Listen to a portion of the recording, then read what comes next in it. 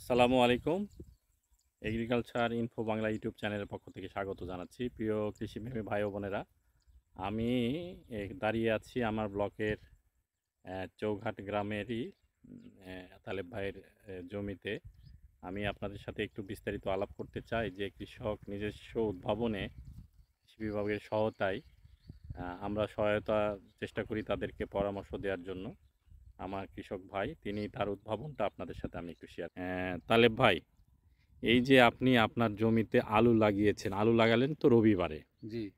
রবিবারে মানে ২ দিন আগে আলু লাগিয়েছেন। হুম।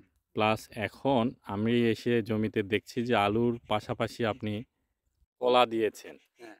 এই বিষয়টা একটু বলবেন তো ভাই? কলাটা লাগাইছি এই কারণে কলাতে আমার বেশি খরচ হবে না। ছোট, ছোট গাছ লাগাইছি। মানে গাছের গোড়া ঠিক আছে। উপরে একটু খাটো করে দিছি। হুম। এই কলাটাতে আমার খরচ কম না। অল্প খরচে আমার আবাদটা হয়ে যাবে।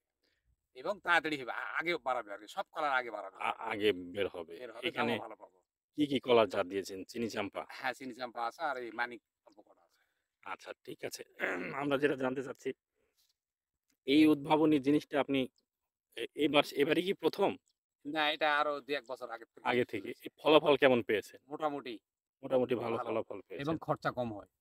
খরচটা কোথায় কম হয়? সারের খরচটা? খরচটা সারের খরচ। আমি আলু দিয়ে মনে করেন আমার সব খরচ উঠে গেল। বাদে লাভ হবে। হুম। আলুতে অত খরচ হয় না। ওই সার যা খালো, পরবর্তীতে অল্প হালকা পাতলা দিলেই হয়ে যায়।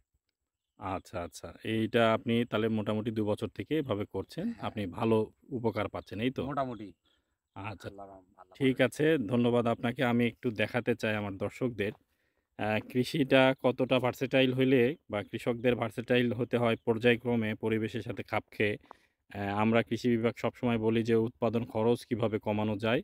এই উৎপাদন খরচই একমাত্র উপায়। আপনি উৎপাদন খরচ কমাইতে পারলে আপনি ফসলের লাভজনক একটা লাভের একটা আশা করতে পারেন। এই যে দেখেন, আমার কৃষক ভাই কিন্তু কত সুন্দরভাবে আলুটা সারিবদ্ধভাবেই লাগিয়েছেন। প্লাস সে একদম সুন্দরভাবে পুরা জমিটা প্রায় এখানে কতটুকু জমি আছে তাহলে ভাই? এই এটা হলো কলাটা প্রায় ৪৫ শতক। ৪৫ শতক জমিতে মানে ১ বিঘার একটু বেশি, ১.৫ বিঘার মতো হুম। জমিতে উনি কলাটা দিয়েছেন এবং গত ২ বছর তিনি পরীক্ষামূলক কলা দিয়ে কিন্তু বেশ লাভ করার ফলে মানে তিনি প্রপার ফলনটাও পেয়েছেন এবং ১ এর ভিতরে ২ আমরা যে সাথী ফসলের কথা বলি, কিন্তু আলুর সাথে অন্যান্য সাথী ফসল আমরা কিন্তু ওইভাবে দেখিনি। দেখিনি বলতে আমরা আম বাগানে আলু করেছি। কিন্তু আলু যে আলুর সাথে যে কলার কনসেপ্টটা এটা আমার কাছে বেশ ভিন্ন আঙ্গিকই মনে হয়েছে। আমি এখানে মনিটরিং করছি।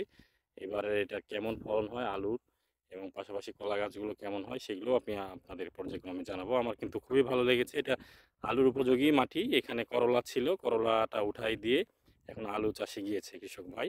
এবং এই যে ফসলটা দেখতে পাচ্ছেন এটি কিন্তু নতুন একটা আঙ্গিক মাত্রা যোগ করেছে। আমরা সফলতা কামনা করছি প্লাস আমরা মনিটরিং করছি। দেখা যাক এখানে কেমন ফলন হয়। তিনি যেহেতু কনফিডেন্ট ইনশাআল্লাহ ভালো কিছুই হবে। ধন্যবাদ সকলে ভালো থাকবেন।